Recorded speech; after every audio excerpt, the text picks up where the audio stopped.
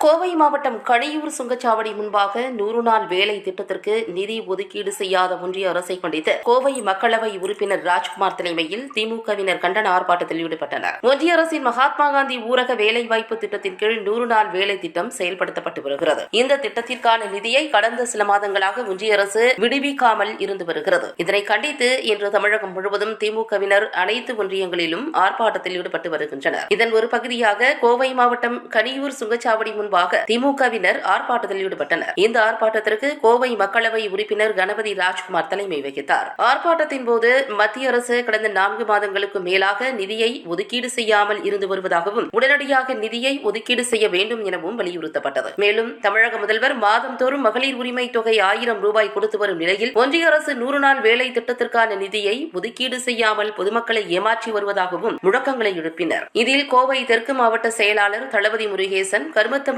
நகர செயலாளர் நித்யா மனோகர், சாமலாபுரம் பேரூர் கழக செயலாளர் வேலுச்சாமி, சூலூர் நகர கழக செயலாளர் கௌதம், தெற்கு மாவட்ட மகளிரணி அமைப்பாளர் ஜெயலலிதா மற்றும் மாவட்ட திமுக கழக, ஒன்றிய கழக, நகர கழக, பேரூர் கழக நிர்வாகிகள், ஏராளமான பொதுமக்கள் கலந்து கொண்டனர் என்பது குறிப்பிடத்தக்கது. அதன் ஒரு பகுதியாக பன்னிமடை ஊராட்சிக்கு உட்பட்ட கணுவாய் பேருந்து நிலையம் அருகில் திமுகவினர் 100 நாள் வேலைக்கு செல்பவர்களுடன் போராட்டம் மேற்கொண்டனர். கோவை வடக்கு மாவட்ட திமுக செயலாளர் தொண்டாமுத்தூர் ரவி தலைமையில் நடைபெற்ற இந்த போராட்டத்தில் 100க்கும் மேற்பட்டோர் கலந்து கொண்டு கண்டன பதாகைகளை ஏந்தி முழக்கங்களை எழுப்பினர். என்ன ஆட்சி எங்க பணம்?